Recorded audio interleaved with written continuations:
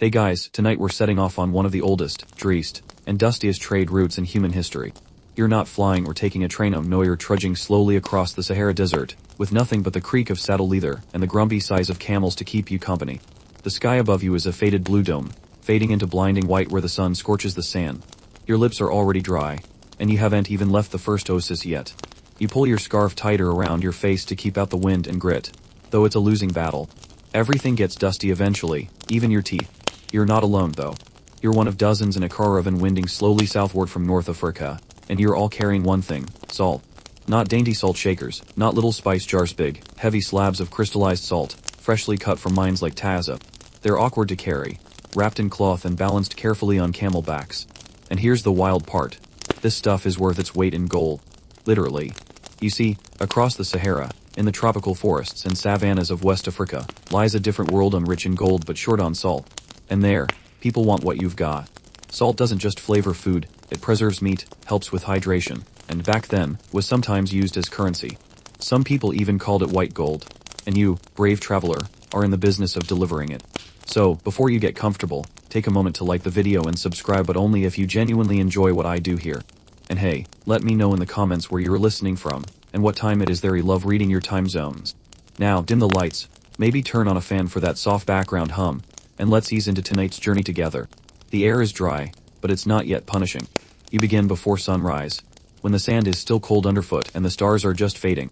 There's a strange calm here, no trees, no birds, just the crunch of camel hooves on packed sand. Your guide, wrapped head to toe in blue cloth like a desert ghost, raises a hand. Pause. The caravan stops. He squints at a set of tiny rocks arranged in a pattern, markers left by previous travelers. This is the closest thing you've got to a road. You eat your breakfast, dried dates and some hard bread, and sip water like it's a sacred ritual. Every drop counts. Some travelers in the past didn't make it. Their bones lie buried under dunes somewhere, a cautionary tale with no punchline. You chew slowly and try not to think about it. As the sun rises higher, the heat becomes less toasty and more. Why is the air trying to kill me? You pull the cloth over your head and try to remember how far it is to the next well. Days, probably. Maybe more. You begin to understand why these journeys were considered heroic. Or, depending on your attitude, deeply questionable life choices. You cross dry valleys where mirages shimmer like silver lakes, except they vanish the moment you try to believe in them. Camels grunt and shift their weight, clearly unimpressed. One of them tries to sit down, which would be adorable if not for the 80 pounds of salt on its back. Somewhere around mid-afternoon, you hit a patch of land that smells faintly rotten. This is no hallucination. You've reached a stop where an old caravan buried a load of spoiled meat without salt. Nature took its course. It's a reminder of the stakes: no salt, no preservation. No preservation, no dinner. You press on. The landscape becomes hauntingly repetitive. Dunes and more dunes, as if the desert were trapped in a screensaver. You lose track of how far you've walked. Someone starts humming a tune. Someone else mutters that this used to be a sea, thousands of years ago. Historians still argue whether the Sahara was once grassland or shallow sea, but one thing is sure: it's a whole lot of not sea now. By nightfall, you pitch camp in a shallow basin that shelters the group from the wind. The camels lie down with groans like old men easing into a couch. You cook a simple stew, mostly lentils, and toss in a few precious pinches of your own cargo. Salt. It stings your cracked lips, but tastes heavenly after a long day. Stars fill the sky above. With no cities for hundreds of miles, the night sky is raw and overwhelming. You find yourself staring upward more than sleeping. One of the elders points out constellations used for navigation, stories handed down through generations. Others stay silent. They're saving their voices for the griots, the storytellers who await on the other end of the journey. You lie back on a woven mat, the sand still warm beneath you, and wonder, how did this all begin? Who first thought of dragging a rock across 1,000 miles just to trade it for another shiny rock? Maybe it was necessity. Maybe it was greed. Or maybe, just maybe, it was boredom taken to an extreme. Tomorrow, the road continues. The next morning, the desert feels a little less friendly. Your eyes sting from wind-blown grit, and your shoulders itch from sleeping on uneven sand. But the camels are up, shaking dust from their shaggy necks, and the sun is already clawing its way into the sky. You tie your scarf tight and check your salt slab, still snugly lashed to your camel's side like a precious and lumpy treasure chest. Today, the caravan leaders talk of markets, big ones. The kind where salt can be swapped for glittering flakes of gold, pressed into tiny discs or bundled in goat skin pouches. It sounds like legend, but it's true. Salt, so heavy and mundane to you now, becomes luxury the farther south you go. A single block might fetch enough gold to fund a whole household. You pass an outcrop where travelers in the past left carved messages in stone. Some are prayers, some warnings. One simply reads, "Too hot." Keep going. You nod in agreement. The sun's starting to cook the top of your head like a clay pot. As you descend a long slope of sand, the guide calls a halt. He picks up a fist-sized lump of salt, dull, grayish-white, with sharp edges. This isn't just table salt. It's raw, unrefined, with traces of gypsum and minerals. It's heavy. Surprisingly heavy. Which is why your camel keeps shooting you looks that say, "Why did I agree to this?" Still, you marvel at the idea. Salt is currency. In places where it's scarce, people have traded slaves, ivory, even horses for a few blocks of it. In 10th century Mali, salt was sometimes used to pay civil servants. Try explaining that to someone today. Yes, I earn a brick a week, and my yearly bonus is 3 bricks and a dried fish. Historians still debate exactly how this value system took root. Was it entirely due to scarcity, or did cultural status and symbolic purity make salt more than just a necessity? Some argue salt had ritual uses, others say it was just as functional as a good pair of boots. Either way, you've got a fortune strapped to your camel. You think about your destination, huh? Not the modern nation-state, but the medieval empire. The Kingdom of Ghana, also known as Waighetto, ruled much of West Africa before 1200s. It wasn't made of gold, but it sure seemed like it. Gold dust was everywhere, in rivers, in soil, in the hands of traders. But oddly enough, most of that gold never stayed in Ghana. It was exported north, in exchange for, yes, salt. And you're part of that story now. As the sun reaches its peak, the world turns white with glare. You wrap your scarf tighter and keep moving, step after slow step. Sweat beads on your skin, then vanishes before it can even drip, just absorbed into the air. It's hard to believe you're walking toward something that once built empires. To distract yourself, you imagine the marketplace, shouting merchants, woven cloths fluttering, spices hanging in the air, gold dust weighed with brass scales, poured carefully into hollow reeds or cloth pouches. You'll learn soon that the locals don't like strangers touching gold directly. It's a trust thing, or maybe just superstition. Either way, don't touch the gold. By late afternoon, the caravan turns slightly southwest. You recognize the shift because of the wind. It now brings with it a dry tang, almost metallic. That's how some guides navigate, by scent, not stars. Salt in your nostrils, dust on your tongue, and the occasional hint of date palms if you're near an oasis. A younger traveler asks why no one ever just mined gold and salt in one place. You grin. It's a fair question. But nature doesn't always distribute its treasures evenly. Gold came from southern forests and riverwoods, like those near Bambouk and Bure. Salt was buried deep in Saharan basins, places like Tahiza and Taoutmi. The trade was inevitable. Nature made the map, and humans followed.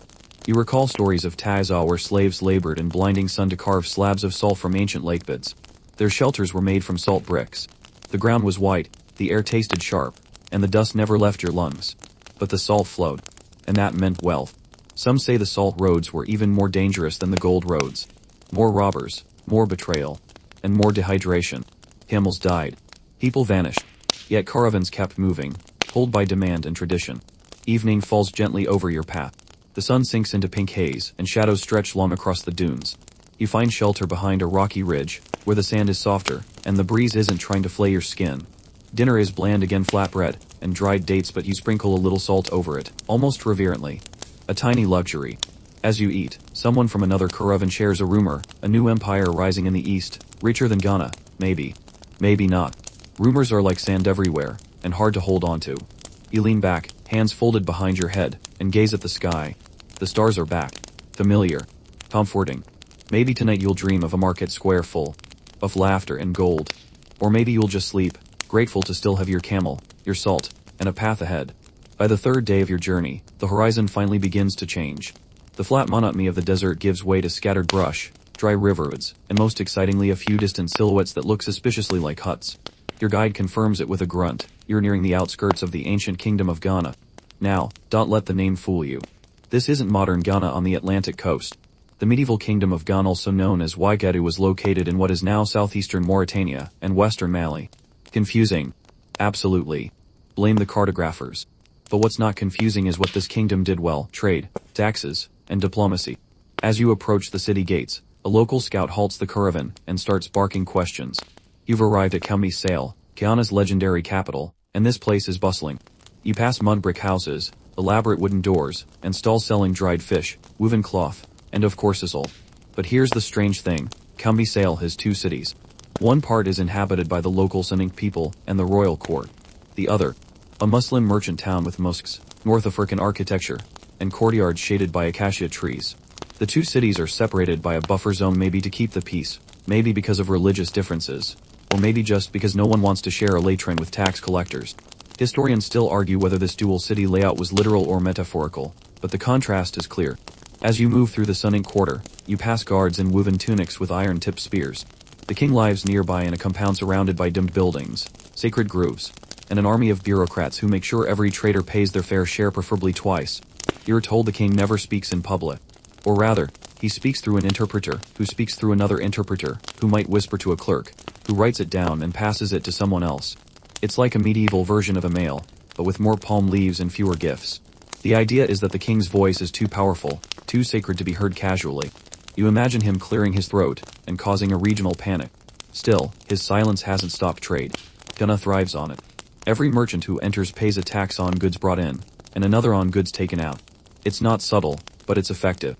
The result? The royal treasury is stacked with gold. And yet the king himself doesn't touch gold dust. Is allowed gold nuggets, but the dust is reserved for the people. A strange rule, maybe, but one that keeps wealth circulating. It also gives the king a good excuse when his cousin asks for a loan. You set up camp on the merchant side of the city.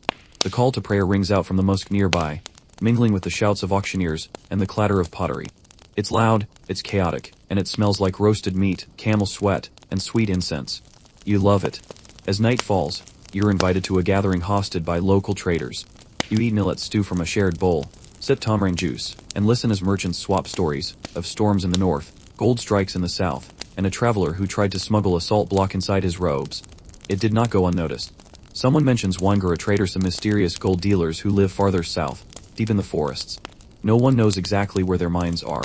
They guard the secret with their lives. Legend says they trade without speaking, placing gold dust beside the salt and waiting silently for the exchange. If it's fair, they take the salt. If not, they leave it and walk away. It's like bartering crossed with interpretive dance. Your guide assures you that you'll learn more soon. But for now, you fall asleep to the buzz of crickets and the slow breathing of camels, who somehow look smug even while unconscious. In your dreams, the cities blend together, stone courtyards, silent kings, and rivers of gold dust drifting through your fingers. You wonder if the whole place is real or just a shimmering mirage conjured by heat and long days of walking. Either way, tomorrow, you continue. Morning in Kamisale hits like a drumbeat. Vendors shout, children run past carrying baskets of bread, and a camel 3 feet from your head decides it's the perfect time to practice deep-throated honking. You blink awake, half convinced you've slept through a royal ceremony. You haven't. But you have woken in the beating heart of West African commerce, and today you're going deeper into the salt for gold economy. As you make your way toward the central market, you notice the layout of the merchant district. Tightly packed stalls covered in dyed fabrics, long awnings made from reed mats, and alleyways that somehow always lead back to the same woman selling dried locusts. She's probably a genius. The city smells different than the desert. Here, there's spicy ginger, pepper, fermented grains. There's animal hide, sweat, and wet clay. But underneath all that, salt. Everywhere. In bricks, in baskets, even ground up and sold in little ceramic pots. A group of traders is negotiating over a particularly large slab, while another tries to convince a buyer that his salt is fresher. You wonder what expired salt would even taste like. Today you're headed to the trading quarter for a different purpose, to meet your fellow caravanners and get a taste of how the southbound trade functions. You arrive to find controlled chaos. Merchants from the Sahel tall, lean, draped in earth-toned robes are unloading leather bags of gold dust. Tuareg nomads in blue veils lean casually against their camels, negotiating deals without ever revealing their full faces. One woman is carefully measuring gold using a pair of small wooden scales, tapping them like a tuning fork. Every grain counts. Literally. You get your first real look at the silent barter system in action. Here's how it works. A northern trader places a slab of salt on a designated stone platform. Then he steps back, sometimes leaving a symbolic item, a carved stick, a feather, or a bead to show it's his. He walks away, often completely out of sight. A southern trader, usually Wangara, approaches, inspects the salt, and places a small pile of gold dust beside it. If he thinks the deal's fair, he walks away. If the salt owner agrees with the gold offered, he takes it and leaves. If not, he leaves both items, and the process begins again. No words. No handshakes. Just trust, tradition, and silent haggling that would make a modern stockbroker cry. Historians still debate the exact mechanics of this system, whether it was always truly silent, or if symbolic gestures or mediators were involved. But the essence is this: fairness without a common language. You watch the whole thing with fascination and a little anxiety. It's like watching someone do complex math blindfolded, hoping both sides agree on the final number. Yet it works. It's worked for centuries. One elder trader beside you shrugs when you ask why. Because the salt must move, he says. And so must the gold. You nod, because that sentence sounds deeply wise, and also because you don't want to look like the only confused person in a turban. As the sun climbs higher, you join a younger merchant for a tour of the city's storage quarters.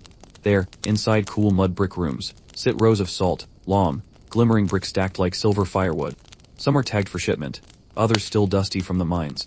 You're told these are worth their weight twice once when they arrive, and again when they leave. You're also shown gold scales, imported glass beads from the Mediterranean, and cowrie shells used as currency in regions farther south. The world here is wider than maps suggest. In the distance, you hear music, the griots. You follow the sound to a shaded courtyard where an old man with braided hair and a well-worn kura, a kind of West African harp, sings stories of past kings, lost wars, and of course the traders who got rich or went missing in the sands. The griot's voice is gentle, rhythmic. His hands move slowly. He doesn't look at the crowd, only the strings. You close your eyes and let the music carry you. He sings of a merchant who tried to cheat the gold traders and returned with a sack full of termite mounds. He sings of a camel who knew the road better than any man. He sings of a woman who once bargained so well, she was made chief trader and built a market of her own. You open your eyes and realize, this is more than trade. It's a culture. A web of movement, memory, and mutual need, spun across deserts and rivers. And you're a part of it now. A salt carrier, a wanderer, a witness. That night, as you prepare for the next leg of your journey, you press your fingers into one of your salt slabs. It's rough, dry, solid. Just a rock, and yet not just a rock. It's a key, a currency, a story. And your camel still hates it. The journey south resumes at dawn. You're awake before the camels, sitting cross-legged near the embers of last night's fire, sipping bitter tea so strong it might qualify as a mild hallucination. It's a Tuareg recipe, brewed with enough mint to clear your sinews from 3 past lives. One of your caravan mates tells you, half joking, that it's stronger than the salt trade itself. You believe them. Today, you'll be following the lifeline that connects north to south, an artery of ancient commerce where salt and gold flow like blood between empires. As you leave Cambi Sail behind, the noise of the city fades and the rhythm of the road returns. Step, crunch, sway, breathe. Your guide reminds the group, you are now on the corridor between Taiza and Bambuk. Taiza is far behind you, its surreal salt architecture fading into memory. Bambuk, however, lies ahead of the legendary sources of gold. The name itself conjures images of shimmering dust, forested riverbanks, and markets where everything glows. But you're not there yet. Instead, you pass through transition lands, dry scrub, thorny trees, and valleys pocked with termite mounds. The air is hotter, heavier. You're entering the Sahel, the vast semi-arid zone that stretches like a belt across Africa. This is where the real exchange happens. By mid-morning, you reach a small rest station, a circular village built around a single stone well, guarded like it dispenses rubies. Which, in a way, it does. Water is life out here. You pour some over your head and feel briefly reborn, then promptly sunburn. You're joined by other travelers, some heading north with bundles of kola nuts, others bearing cloth dyed with indigo, and roots from forest lands. You nod in greeting, all speaking different dialects but understanding the same language of trade. Show your wares, name your price, don't get cheated. Here, you learn more about the routes. While your caravan came from the northwest, others have come from Gao, Timbuktu, and even as far east as Camp. The whole continent seems to converge here in whispers and clinks of coin. And yet, the flow of goods still obeys the same basic logic. Salt comes from the desert, gold comes from the river valleys, and the meeting point is dusty roads where worlds collide. You keep walking. As the sun climbs, and the landscape wavers with heat, the air begins to shimmer like glass. Insects buzz at your ankles. One camel decides to sit down and not move for an hour, proving that some desert traditions are eternal. To pass the time, one of the Tuareg tells a story about the mines of Tazza, how workers once built an entire fort from salt blocks, only to have it collapse during a sudden rain. Historians still argue whether that's true or just poetic metaphor, but either way, it makes you appreciate the absurd durability of your own cargo. You begin to notice something else along the trail, signs of recent travelers. Scraps of fabric caught on thorn bushes, piles of ash from old fires, a camel skull, bleached white, grinning eternally at the sand. You're not the only ones walking this line between wealth and wilderness. Evening creeps in with a hot breeze, and you set up camp near a rock outcrop that vaguely resembles a giant loaf of bread. You might be hungry. The stars blink on one by one, and someone breaks out a one-string fiddle made from a gourd. The music is slow, almost sleepy. It feels like the desert itself humming a lullaby. As you lie on your mat and stare into the night sky, you start thinking about value. Not just gold and salt, but the journey. The stories. The people whose lives revolve around this exchange. The ones who mine, who trade, who carry, who record. Tomorrow, you'll pass through a village known for weighing gold with feathers.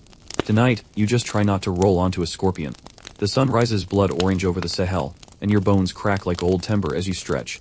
The air is thick and motionless, like the world is holding its breath. You pack your belongings in silence, save for the wet snort of a camel who does not want to be awake. Today's path winds deeper into southern trade territory, closer to the source of gold. But first, you're meeting people without whom this route would crumble, the Tuareg. Wrapped head to toe in blue cloth, they move like spirits, graceful, calm, and entirely unimpressed by everything. Their veils, often dyed with indigo, have left their skin tinged blue, earning them the nickname Keltajulmus, the people of the veil. They walk beside the caravan with a kind of quiet authority, spears in hand, blades tucked beneath robes, and eyes always scanning the horizon. One of them offers you tea. Again. Always tea. You accept. Always accept. This time, it's a stronger brew served in tiny cups, poured from high above to froth atop. The first cup tastes like pepper and boiling resentment. The second, slightly better. The third is almost sweet. It's a ritual of hospitality, respect, and a bit of hazing. The tea is known as a taya, and drinking it is a rite of passage on the road. As you sip, you ask about the land ahead. Your Tuareg host gestures broadly: sand, hills, rock, wind. Same. He smiles. And maybe bandits. You blink. He shrugs. Maybe. He's not joking. The salt roads were never just about trade, they were about survival. Bandits knew the value of what caravans carried, and entire clans sometimes made a living off looting. But the Tuareg weren't just guides, they were guardians. Paid to protect. Or paid off to avoid. Historians still argue how much of Tuareg wealth came from trade taxes versus more persuasive forms of income. What's clear is that their knowledge of the land made them indispensable. Around midday, you cross a dry plateau covered in ancient petroglyphs, animals, spears, dancing figures. Your guide pauses, runs his fingers over the stone. Old stories, he says. From before memory. You ask how old. He shrugs. Before salt. The wind picks up, stirring the sand into little spirals. You tighten your scarf and keep walking. Later in the day, you reach a crossroads. One path leads toward the forest fringe, toward gold. The other continues toward a southern market for livestock and cloth. Your caravan split, half going east, half staying the course. You follow the path toward gold. The vegetation changes gradually. Thorn trees give way to greener shrubs, and the air smells faintly of moisture. A luxury scent. But the wind hasn't softened, it's stronger now, carrying dry gusts that sting your eyes and whip grit into your cloak. Your Tuareg companion wraps his veil tighter, squints at the sky, and says, "Wind storm." And then it begins. The storm rolls in from the east, like a living wall. The sky darkens, the wind howls like 1,000 wolves, and sand pelts your face with the fury of an angry god. You drop to your knees, covering your head. Camels bray, people scream, and the world disappears. It's not dramatic, it's terrifying. You can see 5 feet ahead. The air feels alive, as if it wants to rip your skin off and file you down to bone. Somewhere nearby, someone calls out in a language you don't understand. Another camel collapses. Salt slabs tumble onto the sand, vanishing like stones into water. The storm lasts 20 minutes. It feels like hours.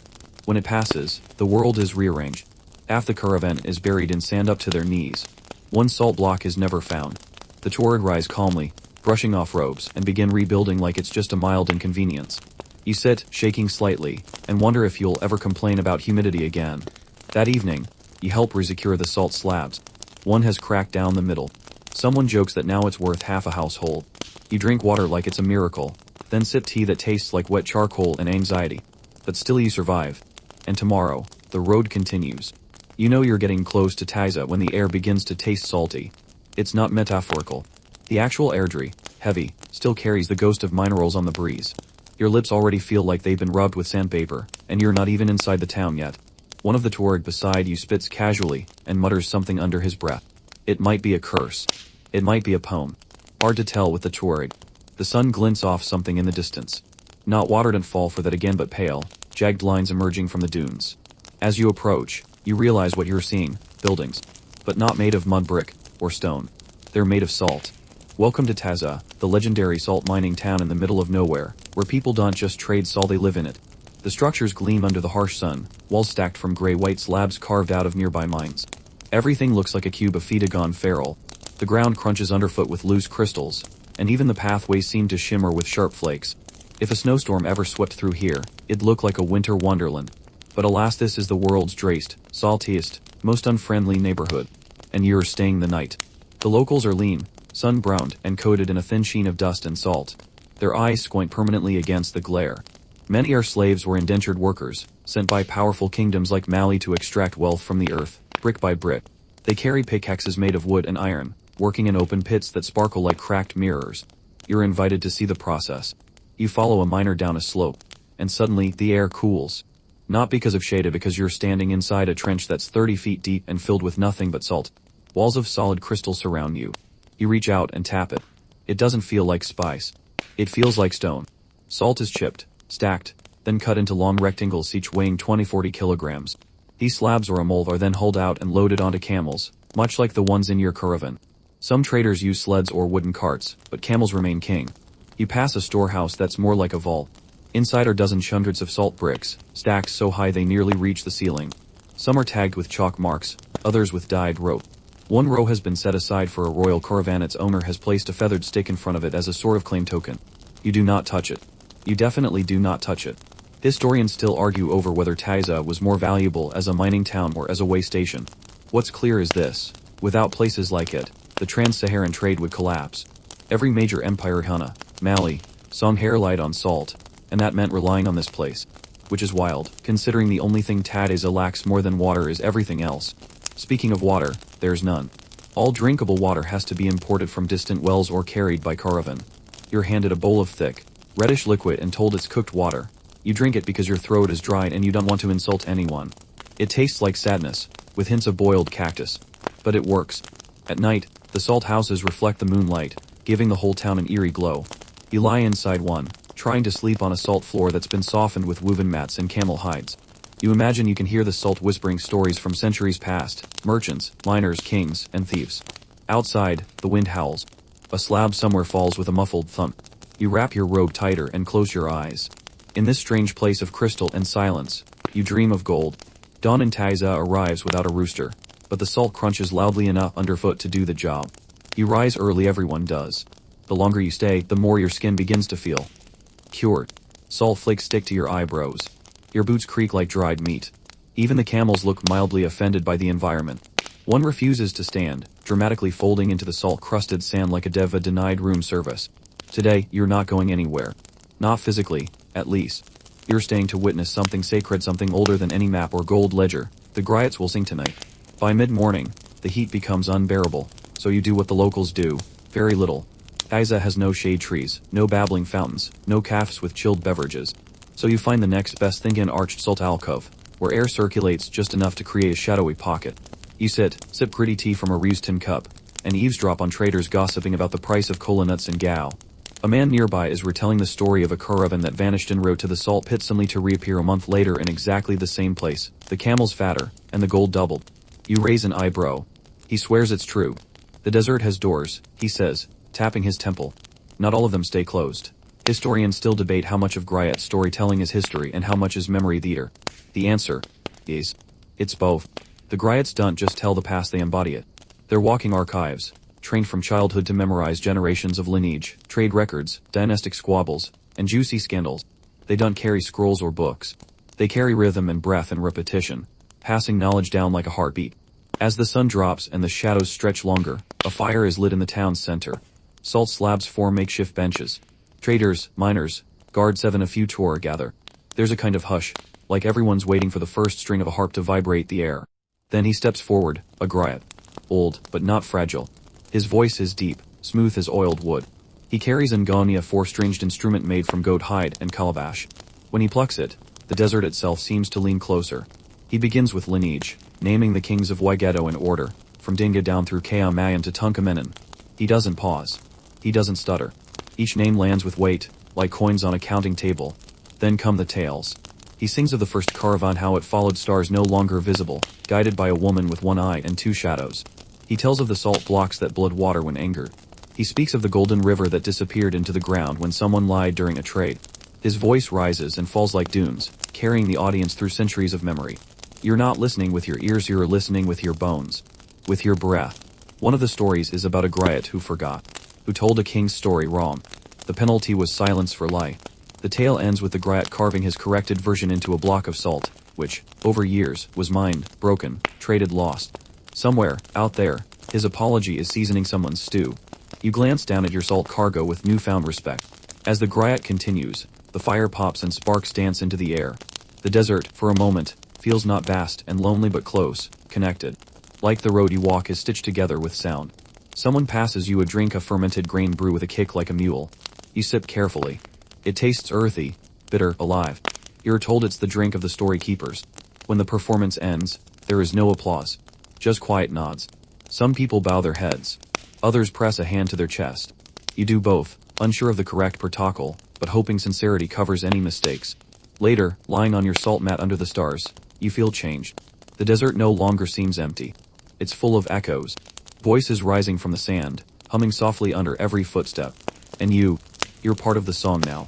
The next morning, you rise with the soft buzz of the desert wind whispering past salt slabs, camels grunting awake, and traders quietly tying bundles. It's time to leave Taiza behind, but you're not just continuing a journey. You're heading into ritual territory. Today, you'll witness something you've only heard whispers about, the silent barter of salt for gold. No shouting. No bargaining. No eye contact. Just a strange, elegant dance of trust and patience between two groups who do not share language, custom or sometimes even daylight. As your caravan treks out of Taiza, the ground begins to change. The crusty salt terrain gives way to softer sand, then compact red earth. Sparse grasses appear. You spot hoof-prints goats, maybe. And then, in the distance, trees. Not towering forests, but groves acacia and shea, their shade a welcome promise. The heat here feels different. Still oppressive, but heavier somehow. More humid. The land is changing, and so are the rules. After 2 days, your guide slows and raises a hand. You've reached one of the barter sites. It's nothing fancy, just a flat clearing marked by large stones arranged in a ring. The sun hangs overhead like an inquisitor. Everyone moves slowly, reverently, like they're entering a sacred arena. Your group approaches the stones. No one speaks. Each trader places their salt slab carefully on a designated spot. Some add token beads, feathers, even carve symbols to identify their wares. You do the same, adjusting the fabric tied around your salt. Then, like clockwork, everyone steps back, way back, behind a second ring of stones. Now you wait. An hour passes. Then shadows. From the far tree line, figures emerge, dark-robed, silent, faces unreadable. These are Wangara gold traders, descendants of people who've kept gold sources secret for generations. No one outside their communities knows exactly where their gold comes from, not even the Mali kings. It's the best-kept secret in West Africa, and it stays that way through generations of absolute, deliberate silence.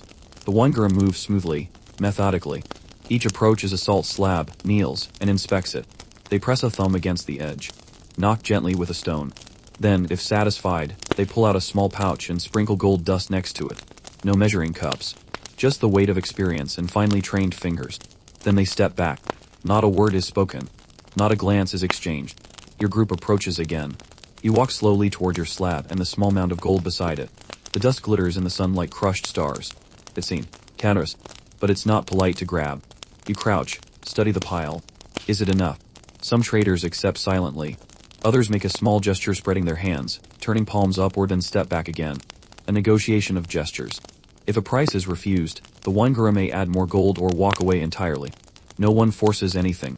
Historians still argue whether this method was designed to prevent conflict, avoid linguistic confusion, or simply protect secrecy. Probably all three. But watching it unfold, it feels more like ceremony than commerce. You accept. You lift the gold pouch and bow your head slightly before retreating. The Wangara nod almost imperceptibly. Your first silent trade is complete. All around you, similar exchanges are unfolding. Some go smoothly. Others result in traders walking away empty-handed. But there's no yelling. No accusations. The desert air itself seems to enforce the quiet. As night falls, the barter ring clears. Fires are lit at a respectful distance. You gather with your caravan, eating millet cakes and talking in hushed tones, even though the ritual is over. It feels wrong to break the spell too loudly. One elder leans in and says, "The gold is heavy, yes. But the silence is heavier." You weigh your pouch again in your hand. It doesn't clink. It whispers. Later that night, as you rest under a sky so full of stars it looks like someone spilled a bag of sugar across velvet, you dream of hands touching stone, of gold laid down like an offering, and of a world that runs not on noise but on knowing when to listen. By now, you've seen things most people only hear about from traveling storytellers. You've lived in a town made entirely of salt, listened to songs that remembered kings better than any scroll, and traded without speaking a single word. You'd think nothing else could surprise you. And then the sandstorm comes back. It doesn't announce itself politely. There's no gentle breeze whispering, "Hey, maybe find shelter." No, this storm explodes over the horizon like a wall of ash-colored wool being dragged across the sky. You notice it just as you're repacking your gold. A gentle swirl of dust turns aggressive. The air sharpens. The camels get twitchy, which is always a bad sign. One of the Tuareg raises a hand again, shouting something you don't quite catch, but the meaning is universal, moo. You scramble with the others to find cover. There are no cliffs here, no convenient caves. Just low brush and some shallow dips in the land, better than nothing. You press your back against the leeward side of a camel, pulling your scarf tight over your nose, eyes squinting. Then it hits. The world vanishes. Sand slams into your ears, your clothes, your very thoughts. It finds every gap. Your scarf might as well be fished. Breathing becomes an exercise in willpower.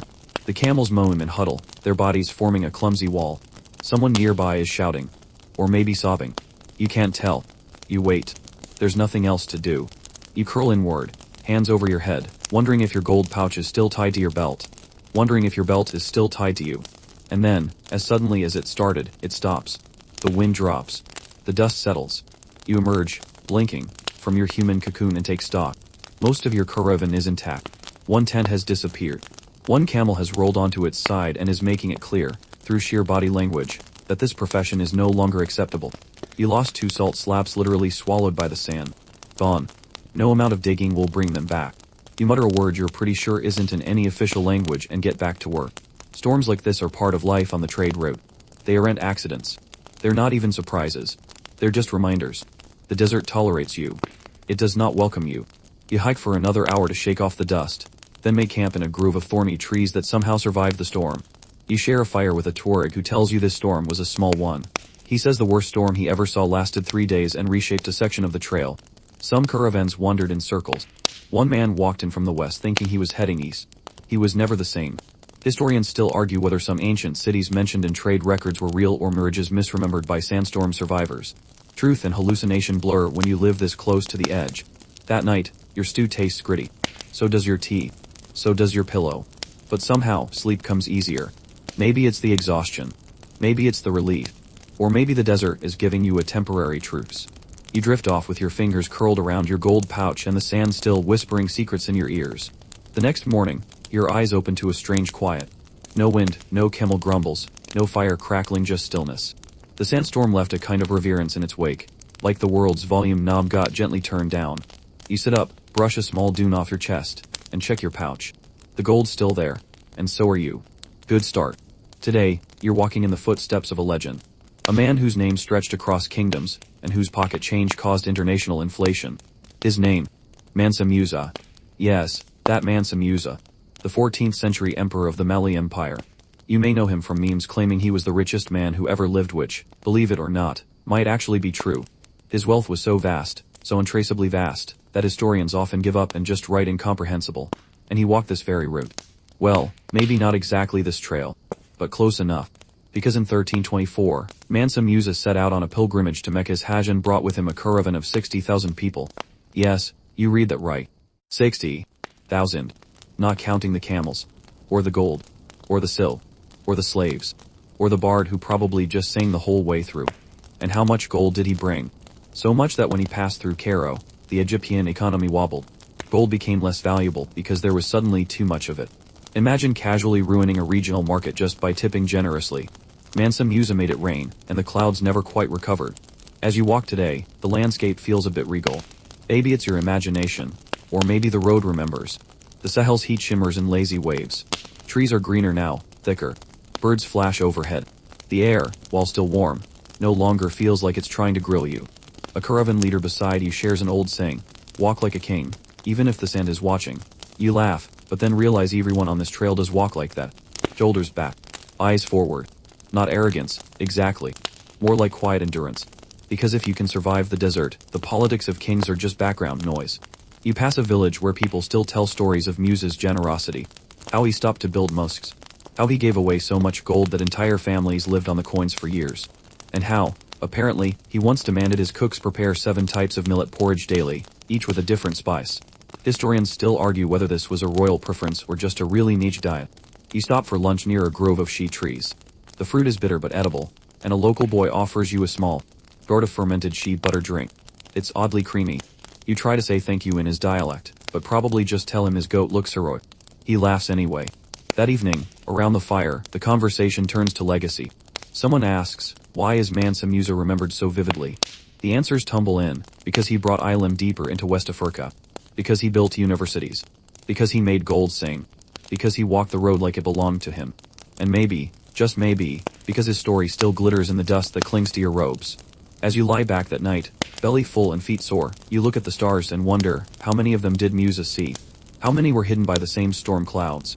And how many watched in silence as his name echoed across continents, carried by salt and breath in endless walking? You smell it before you see it.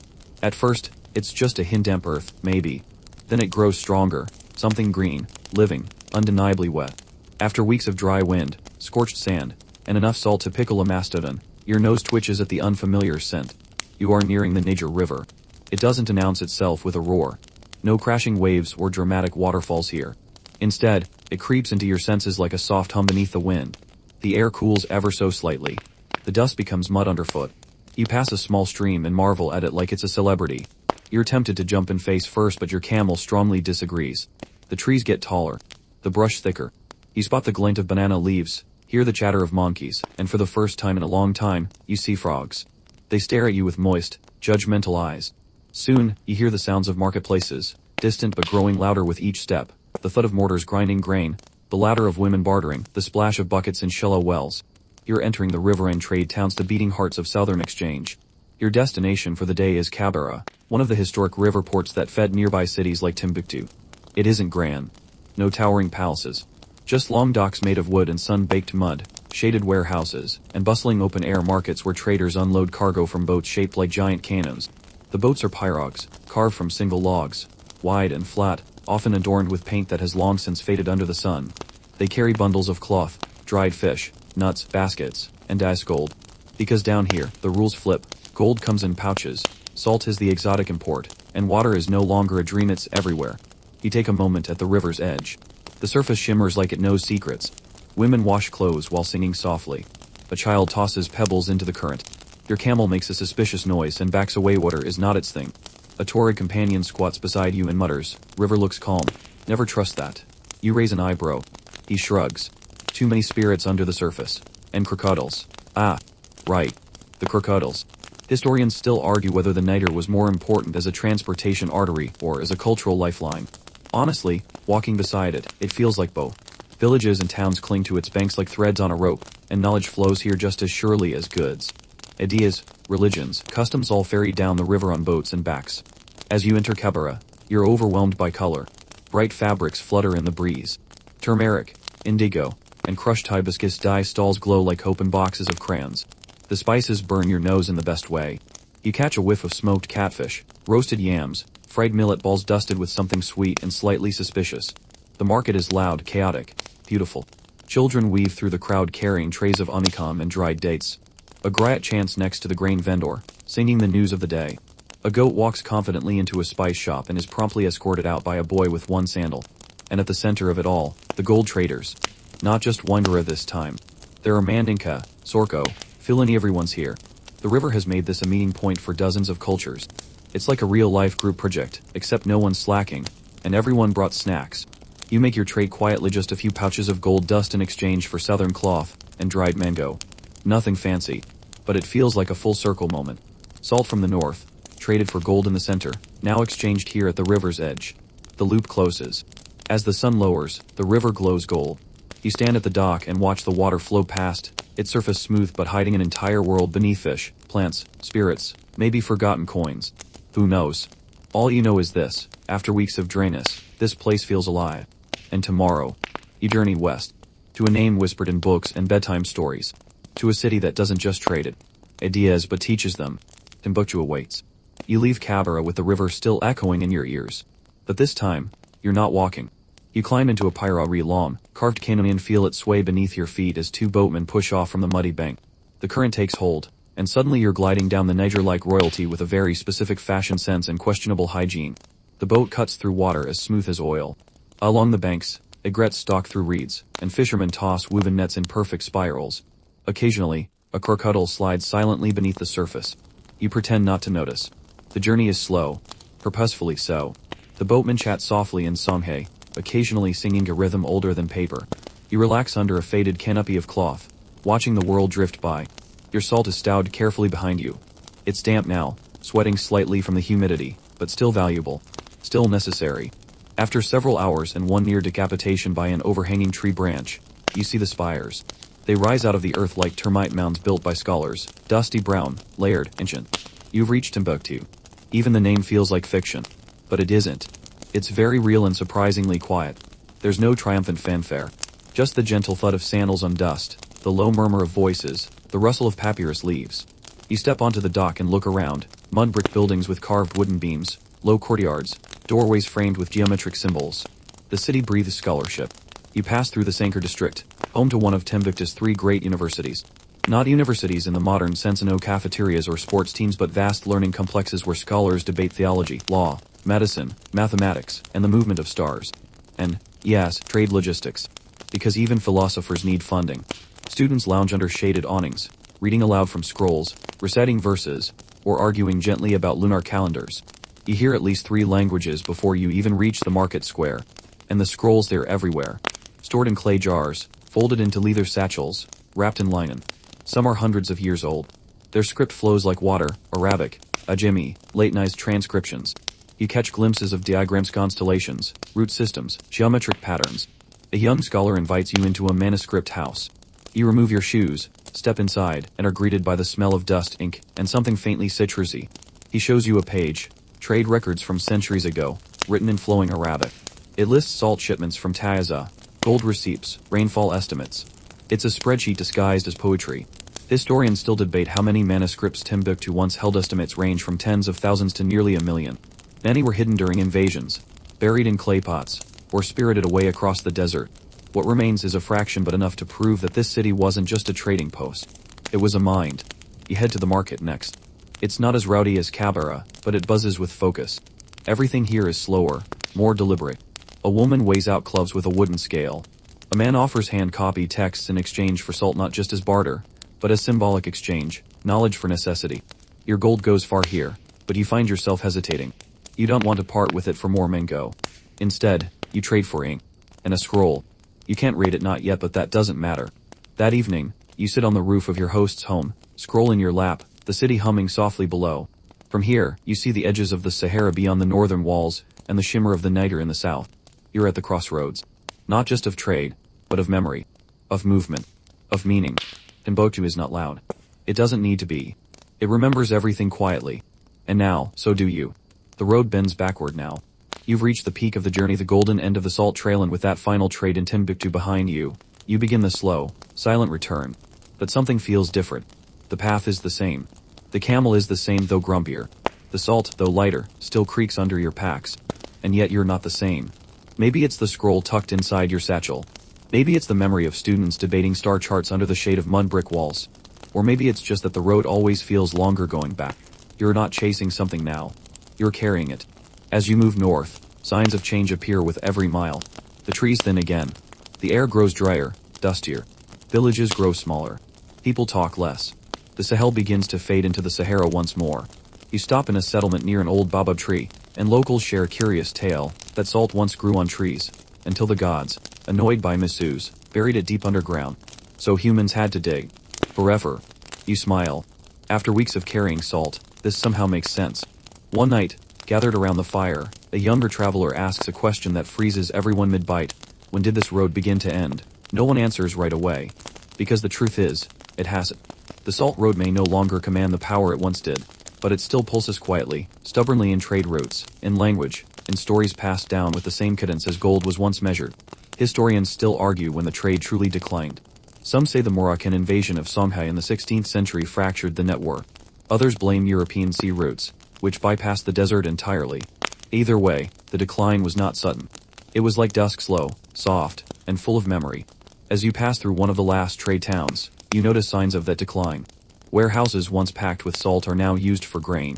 Scrolls have been sold, burned, forgotten. The market still runs, but slower. A merchant tells you he used to sell 10 slabs a day. Now he trades spices, textiles, anything with more sparkle. Salt is old, he shrugs, but gold still glows. You press on. In the distance, you pass the ruins of a way station half buried under sand, its walls caved in. You stop briefly. Inside, the wind whistles through an old storage vault, and you see faint marks on the wall, Caravantalais, maybe. Or names. You run your fingers over them, then step back into the wind. That evening, as you set up camp for what feels like the 100th time, You watch the fire flicker in a half-circle of wary travelers. No one speaks much, but someone hums a tune, one of the griot's melodies. And slowly, the others join in, not loudly, not to perform, but as if the story has to be remembered somewhere. You fall asleep with your gold tucked close, the scroll tighter still, and the desert stretching endlessly ahead. The salt road is fading, but you're still walking it. The morning feels final, though no one says it out loud. You rise before the sun, shoulders heavy but sure. The camel grumbles beside you like always, gruff, offended, and oddly loyal. You stretch, adjust your satchel, and glance once more at the scroll tucked inside. It rustles like dry leaves. A whisper of Timbuktu carried north. You are approaching the edge of the trade route now. The river is far behind. The Sahel has long faded. What remains is sand, sky, and a strange sense of completion, though the journey isn't quite done. You reach the last market town just after midday. It's smaller than you remembered, or maybe your sense of scale has changed. Where before it seemed sprawling and alive, now it feels like a quiet coda. The air is thick with smoke from cooking fires. The stalls are fewer. The traders lean against their goods, eyes following you but not calling out. Everyone knows, these final trades are more ritual than necessity. You approach the merchant square, salt slab in hand. Not a full one, just a fragment you save. A final piece of the story. You place it on the stone platform near the center and sit beside it. A boy no older than 12 approaches with a small leather pouch. He inspects your salt with professional seriousness, nods once, and lays the pouch down. No haggling. No flair. Just a simple exchange. You open it, not gold dust this time, but beads carefully carved, polished, dyed with indigo. You nod, accept, and tuck them away. It's not the value. It's the closure. You take a walk through the town's narrow lanes. You pass a woman grinding millet by hand, rhythm steady and slow. A man repairs a worn saddle with sinew thread. Two boys chase a goat that clearly has no intention of participating in whatever game they've invented. Life here is still moving but slower now. Like the trade itself, it hasn't vanished. It's simply transformed. Historians still argue whether this was progress or loss. Whether the shift from overland trade to sea-based commerce marked the end of an era or just a new chapter. The truth, as usual, is tangled somewhere in between. You pause near the town's edge where a grove of palms sways gently, impossibly, in the breeze. You sit beneath them, watching the last of the sun slip behind low dunes. In that quiet, you think about all the things you've carried, the weight of salt on your back, the gleam of gold in your hand, the stories in your ears, the scroll in your bag, and the silence between traders, that strange, sacred quiet that somehow said more than 1,000 bargaining words ever could. Tomorrow, you'll head north. The caravan will disband. You'll return to a place that doesn't barter salt or speak in griot songs. Maybe you'll trade your scroll. Maybe you'll keep it hidden under your mat, a memory too delicate to spend. But tonight, you let yourself rest. You've walked the salt road, traversed deserts, storms, markets, stories. You've seen where gold rises from riverbanks, and where salt walls touch the sun. And now, you breathe in the last of this sacred air and let the journey go. The fire crackles softly as the stars begin to show, one by one, above the palm trees. The breeze is warm, but gentle, and the night wraps around you like a worn wool cloakum that carries the smell of dust, tea, and long-forgotten markets. You lie back, letting the ground settle beneath you. The camel shifts nearby, sighing deeply, as if it too has earned this peace. The silence isn't empty. It's full of footsteps, voices, louder in languages you didn't understand but somehow always knew. You think of the griot's voices, echoing like music over firelight, of the salt miners with hands etched by time, of the river that shimmered with memory, and the scroll that still whispers in your satchel. You think of Mansa Musa's grand journey, and how yours, though smaller, somehow feels just as wide. The wind is soft now. It moves through the grass with the hush of paper turning. You close your eyes and let it carry you not away, but deeper. Into the hush between stories. Into the cool, slow rhythm of a world that turns even when we sleep. And now, finally you sleep too.